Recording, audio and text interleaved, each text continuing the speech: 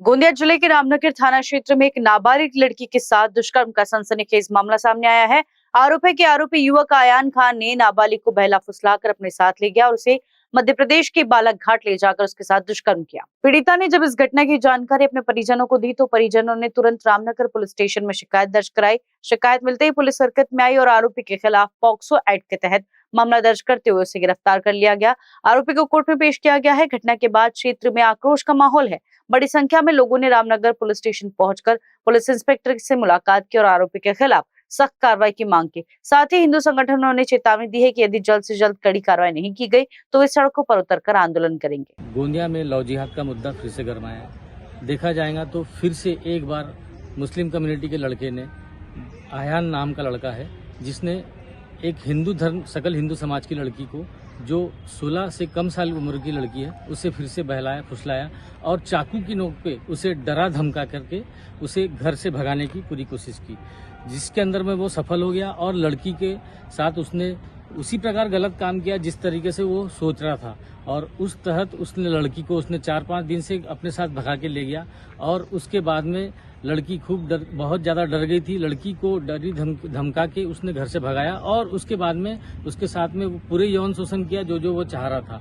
इसके अंतर्गत लड़की के माता पिता को मालूम चला और लड़की के माता पिता ने उसे पुलिस में रिपोर्ट डाली, जहाँ पे पुलिस ने भी उन्हें सपोर्ट करने में काफ़ी हद तक नाकाम रही।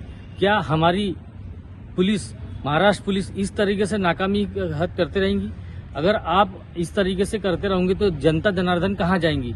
और इसी तहत लड़की अभी पुलिस के कस्टडी में है और लड़की काफ़ी डरी घबराई सहमी सी है। लड़की ने खुद अपना मेडिकल करवाई और उसके तहत उसने बोली कि मैं सारा चीज़ बताऊंगी क्या क्या हुआ। और उस लड़की के बयान से हमें ये मालूम चला कि आयान नाम का लड़का है जो कटंगी में रहता है, उसने मुस्लिम धर्म का है, उसने लड़की को डरा धमका के उसके। ये क्या बताना चाहेंगे आज के जो लव जिहाद का मुद्दा प्रकरण है इसके बारे में? ये लव जिहाद गोंदिया शहर ही नहीं, गोंदिया जिले से हमको खत्म करना है। और आप लोग देख रहे हैं कि जिस दिन से घटना घटी उस दिन से हमारा समाज, पूरा हिंदू समाज एकत्रित है और उस परिवार के साथ में है।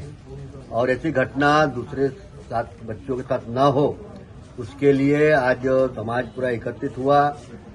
प्रशासन को भी जानकारी दिए और आने वाले समय में अगर ये घटना नहीं रुकी और आरोपी पे कड़क कार्रवाई नहीं की गई तो पूरा हिंदू समाज रास्ते पर उतरेगा। और आने वाले समय में जैसा दिल्ली में घटना घटी थी और उसके घर पे तोड़फोड़ और आगजनी कर तोड़फोड़ सरकार ने मकान गिराई थी, ऐसा ही कानून यहाँ पर सरकार ने लाना चाहिए, तभी इन पर बंधन आएगा। क्या बताएंगे? गोंदिया में एक पासपोर्ट केस आया है, क्या प्रकरण था, क्या हुआ है, क्या बताएंगे? जैसा कि पता लगा है थाने से, लड़की का गुमशुदगी का था, लेकिन वो लड़की नाबालिग थी। जिसे उसको ढूंढ कर लाया गया और जिस तरह से उसका विवरण दिया गया उसके गुमशुदगी के आधार पर किया गया, लेकिन नाबालिग थी तो नाबालिग क्या होने के कारण उसको तुरंत पॉक्सो एक्ट लगना था। तो पॉक्सो एक्ट न लगाकर उसका गुमशुदगी का करके जो अपराधी था जिसके साथ जिसको वो गई थी, तो उसको, ये नाबालिग थी और वो शायद युवा है 22-23 वर्ष का। तो अगर नाबालिग जाती है तो उसको पॉक्सो एक्ट तुरंत लगता है, लेकिन पुलिस ने तुरंत पॉक्सो न लगाकर गुमशुदगी का करके उसको अगले दिन शायद नहीं, उसको वो दे दिया, जमानत दे दी गई। फिर उस समय तक लड़की मेडिकल के तैयार नहीं थी क्योंकि उस पर बहुत प्रेशर था, छोटी सी बच्ची है। फिर काउंसलिंग जब की गई, और काउंसलिंग मेरे द्वारा ही की गई, मुझे पूरी चीज़ उसने बताई। पहले बोली कि मैं आपको बताऊंगी, डरी हुई थी बहुत, मतलब कम से कम 2 दिन लगा उसको संभालने में के लिए, पॉजिटिव करने के लिए। फिर उसने धीरे बयान देना चालू करा काउंसलिंग के थ्रू कि ये वो सारी चीज़ें, मेरे पापा कैसे हैं, उसको लगा भी से कि परिवार में तकलीफ हो रही है। उतनी भीड़ देख के घबरा भी रही थी सारी चीज़ों को, पुलिस का मामला उसके साथ पहली बार हुआ था। फिर धीरे से उसने बोला कि मैं मेडिकल के लिए तैयार हूँ। एक दिन पहले वो मेडिकल प्रेशर के कारण मेडिकल के लिए मना कर दी थी। फिर अगले दिन जब गए तो मेडिकल करवाया उसने। एक बहुत सेंसिटिव मैटर है कि जब वो मेडिकल के लिए जा रही थी तो उसने एक चीज़ पूछी कि अगर मेडिकल रिपोर्ट पॉजिटिव आती है तो मेरी बदनामी तो नहीं होगी और मेरा परिवार सुरक्षित रहेगा कि नहीं, इससे समझ जाइए कि वो कितनी डरी हुई थी। उसके बाद जब ये सब चीज़ें हुई तो उसको गिरफ्तार किया गया है और पॉक्सो एक्ट लगा हुआ है। अब आगे की पुलिस क्या कार्रवाई करती है ये पुलिस ही जाने, और मुझे ऐसा लगता है कि इस पे न्याय होना चाहिए। और यह एक ही मुद्दा नहीं है, उसी दिन 3 मुद्दे एक साथ आए इसी विषय को लेकर। एक नाबालिग लड़की भी थी, उसका भी आया। तो मुझे लगता है कि ये सेंसिटिव मैटर बढ़ता जा रहा है नाबालिग लड़कियों का। ऐसी ना जाने कितनी निर्भया होंगी जिनके साथ ऐसा दुर्व्यवहार हो रहा है। तो मुझे ऐसा लगता है कि प्रशासन ने इसके ऊपर सख्त कार्रवाई कर और कड़े से कड़े कानून बनाकर इस पे तुरंत, जो इतना 2-3 दिन लगाया जा रहा है वो नहीं लगना चाहिए। 2-2 3-3 बार उस बच्ची का बयान लिया जा रहा है, वो घबराती है, कभी रुक जाती है, कभी चुप जाती है, कभी उससे कठोर आवाज में पूछा जाता है, फिर वो घबरा जाती है, फिर बाद में निकलती है आके मेरे पास रोने लगी, मेरे को तो डांट रहे थे, मुझे उल्टा पूछ रहे थे, तू गई होगी। तो ऐसे प्रश्न नहीं करना चाहिए। जो प्रश्न करने वाले थे उनकी ट्रेनिंग होनी चाहिए प्रॉपरली कि बच्चे के साथ, नाबालिग बच्चे के साथ कैसा व्यवहार किया जाए, उससे कैसा प्रश्न किया जाए। बिल्कुल नहीं करी, क्योंकि पॉक्सो तुरंत लगा जाता है। मेरे साथ क्या, उसके पिताजी का, पूरे समाज के साथ, ये किसी भी जाति धर्म पंथ की बच्ची जा सकती है।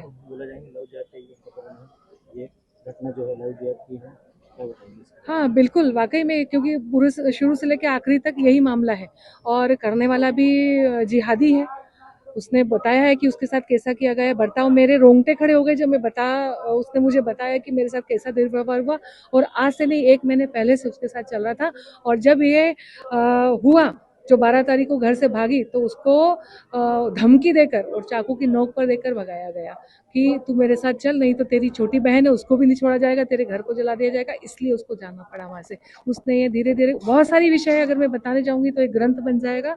तो ये वाकई में यही है कि न्याय मिलना चाहिए, और पूरे जितने भी एक इंसिडेंट्स हो सकता है कि बच्ची घबरा रही है तो वापस से उसका एक बयान हो और कूल माइंड से उससे पूछा जाए, वो बताएगी सारी चीजें, उसका मन प्रिपेयर है धीरे धीरे। अब उसका डर थोड़ा निकल रहा है और उसको साइलेंट माहौल में पूछा जाए। और एक आरोपी जो उसके साथ बालाघाट, यहाँ से लेकर बालाघाट तक लाने में जब तक पुलिस साथ में थी, और पुलिस ने भी, उसने ऐसा कहा गया है कि उसमें भी बोला गया कि तू अपनी मर्जी से कहीं ऐसा कहना, ये किसी का बनता नहीं है।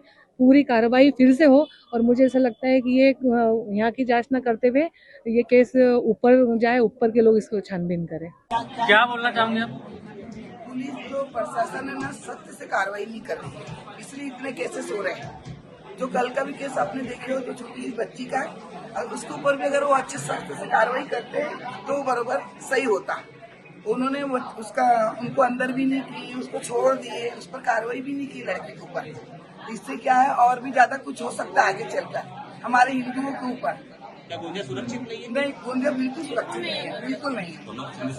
अगर पुलिस कार्रवाई नहीं कर सकती तो हम हिंदुओं को सबको छोड़ दो, हम अपने हाथ से हम खुद ही कर सकते हैं, मेरा कहना है।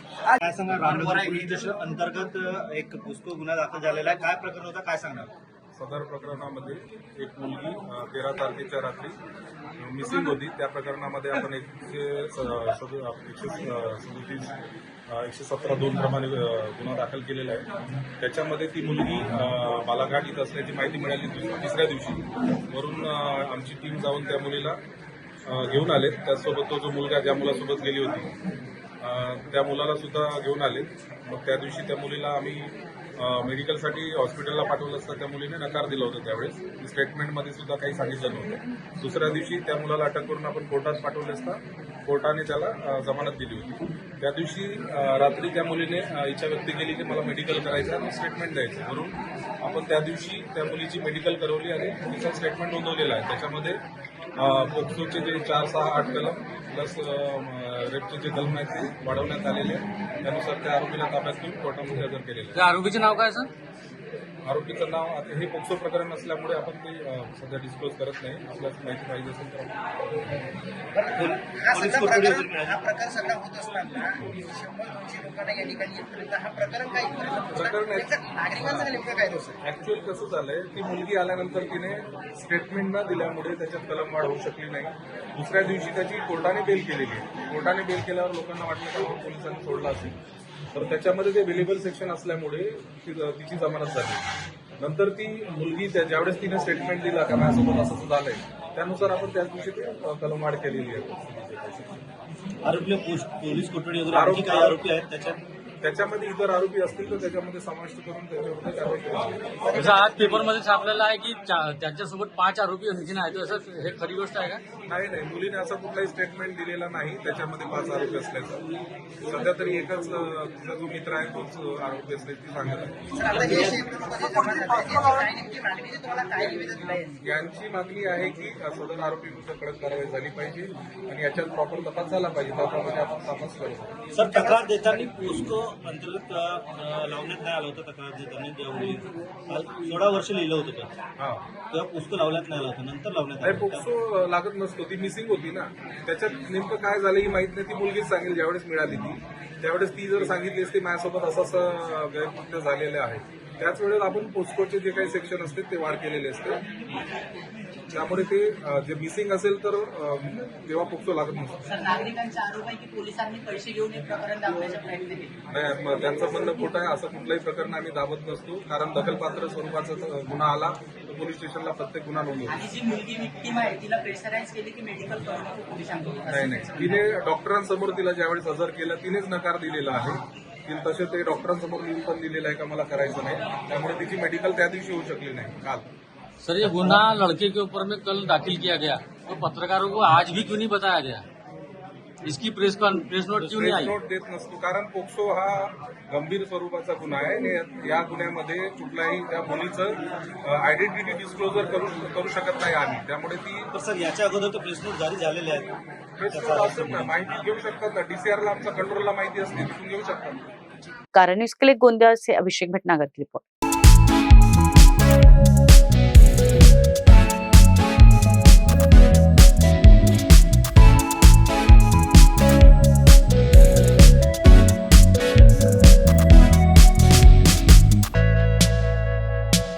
अब नागपुर के 0 माइल से सिर्फ 25 किलोमीटर की दूरी पर हरियाली से घिरा हुआ ग्रीन फार्म हाउस एक शानदार और भव्य वेडिंग डेस्टिनेशन है, जहां शांति, सुंदरता और आधुनिक सुविधाओं का अनोखा संगम देखने को मिलता है।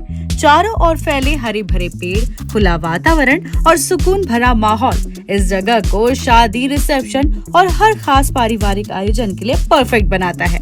28 आरामदायक और लग्जरियस कमरे, आकर्षक स्विमिंग पूल और विशाल ओपन लॉन के साथ ग्रीन फार्म हाउस आपके खास पलों को शाही अंदाज में यादगार बनाने का वादा करता है। इनका पता है Umred road, Champa, Nagpur. For more details contact them on 9158111786 and 9552634 530।